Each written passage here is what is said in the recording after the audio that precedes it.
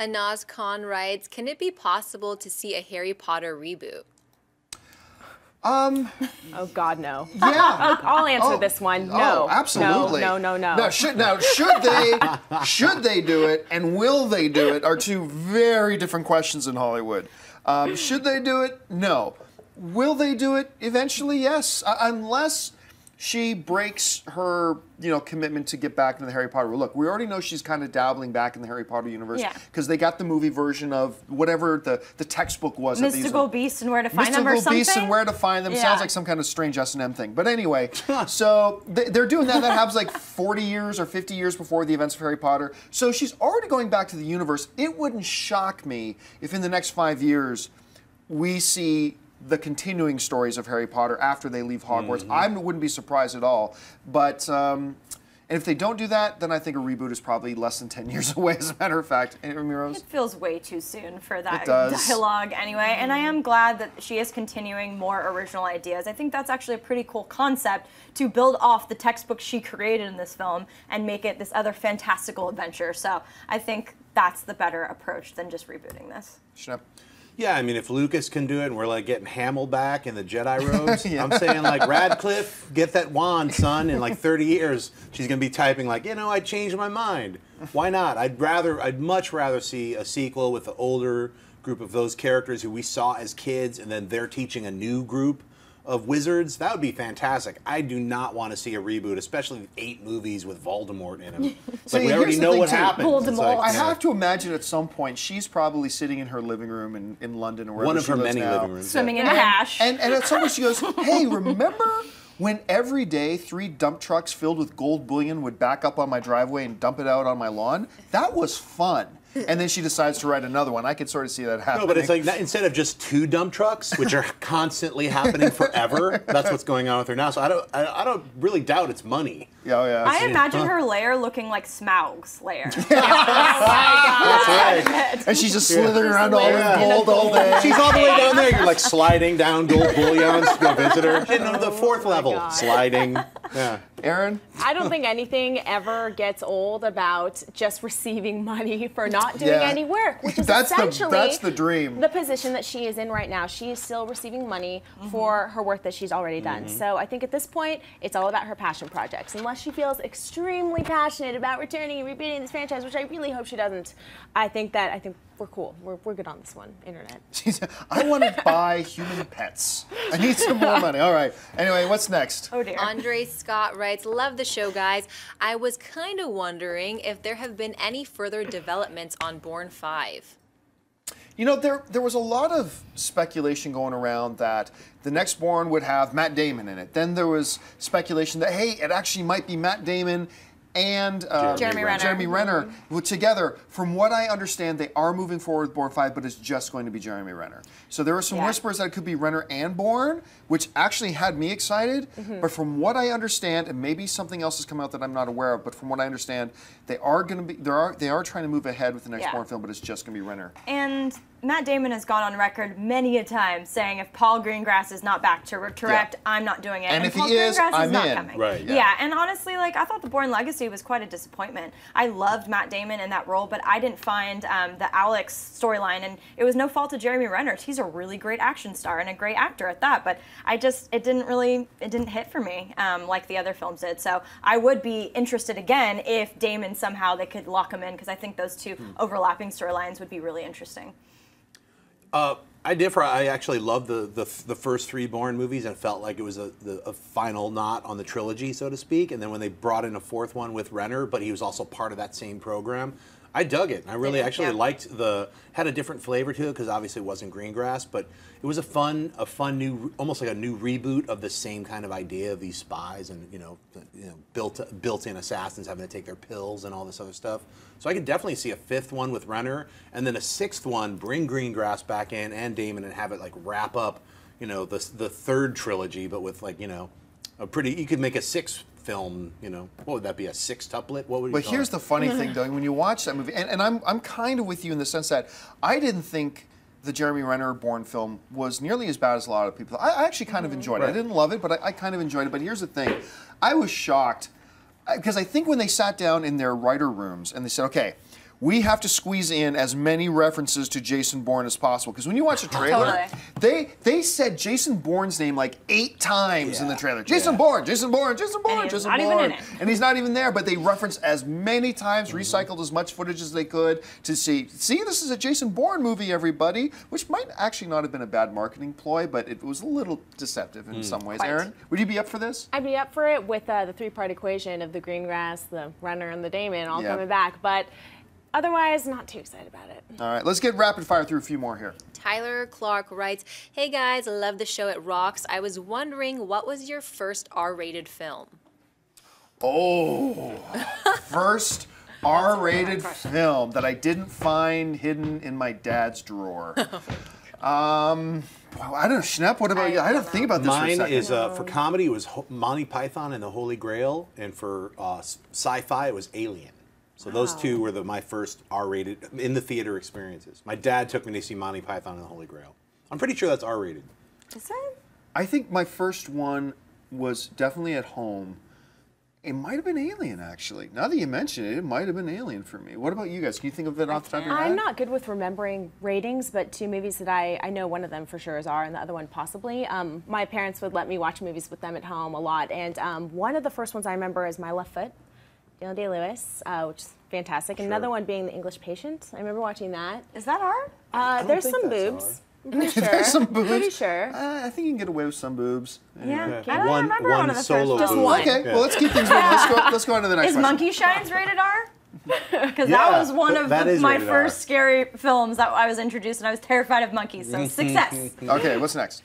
William Parcell writes, with the success of superhero films, why do you think we haven't seen an Incredibles 2 yet? Oh, well, we get asked questions about Incredibles 2 all the time. I have no idea. No idea. How the brain trust at Pixar, who are a very smart collection of people, think, let's do Cars 2 and not do Incredibles 2. Let's do Monsters U, which I liked, and no Incredibles 2. What is the holdup? Yeah. I mean, I know at least once a month I have to rant on this, but folks, what is the holdup? Yeah. Even people in this world who hate the idea of any sequels of any kind, even they want Incredibles 2. Oh, yeah. You know, I was just watching a Toyota commercial yesterday, and they have Coach on it. I forget the actor's name off the top of my head. Right. There's a Toyota commercial, Coach is there, and once again, I'm like, hearing him speak, I just close my eyes and pretend it's Mr. Incredible speaking. I want this movie so bad. bad. Everybody does. It's going to make money. It's going to make money. Everybody wants it. What's the problem?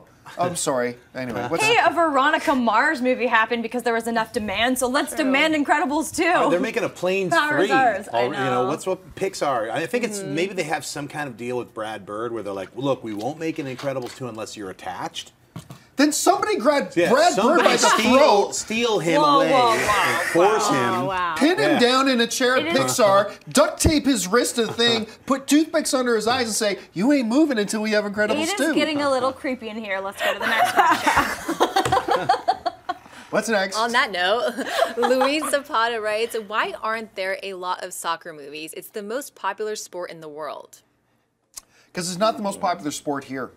I mean, that is one of the ways that North America is a little out of step with the rest of the world. I mean, we're a little out of step with the rest of the world in general in a lot of things, but soccer is clearly one of the biggest things because it is maddening popular everywhere. It is the sport.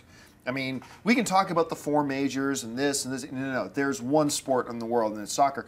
But it's just not that big here. And until it's that big here, you're probably not going to see that change. You know what? It would be big here if they just called it what they call it everywhere else, Not which football. is football. Yeah. If they called it football here, all of a sudden Americans would be like, it's a different kind of football? I'll watch that. It's people kicking a ball. If they had a way to make it into a drinking game, I think it'd be more popular. Always, Yeah. always. Yeah. I'm thinking of soccer movies now. Bend It Like Beckham was a good The one one. with Gerard Butler when he played the rom-com, I think. Ladybugs. I was going to say Ladybugs. Ladybugs. Rodney Dangerfield. Yeah, not That's- a great try. Well, Sylvester Stallone did a soccer film. What? No, that was the arm wrestling one over the top. No, wait a I second. can't imagine He didn't Stallone doing a soccer film. movie? If this is I don't real, remember that I need either. to be informed. This Okay, is a- wait a second. I got to look this up. This is a fever dream from John Wait a Campea, minute. ladies and gentlemen. Victory, yes. Sylvester Stallone did a soccer film called Victory. 1981. Unbelievable. In 1981. See 1981. how Mind I read these blown. things? But yeah, you're right. There should be more. It's a great sport, but until it's more popular, it's not going to Football. happen. All right, what's Football. next? WSL writes, question, what was the most influential movie from your childhood? My obvious answer is obvious, so I'll let you guys answer that first. Yeah, well, mine's the same as yours, dude. I mean, I could go back a little bit and say, like, Logan's Run, but it's not true. Star Wars was the one that just flipped my lid and turned. I was already into, like, comic books with Fantastic Four and sci-fi. I was, like, into monster movies, and Star Wars just put it all together into one film and just... Star Wars made me Changed realize me. what was possible with this film world, and I'm actually really proud to report that I told you I was exposing my 5-year-old nephew to all this. Started with New Hope, showed him the prequels, and he hates Jar Jar Binks. So I did Good young lad. Padawan. I taught you well. His Lisa, favorite happy. is Yoda. So yeah, and another film that really influenced me was Casablanca. Really big one at a young age.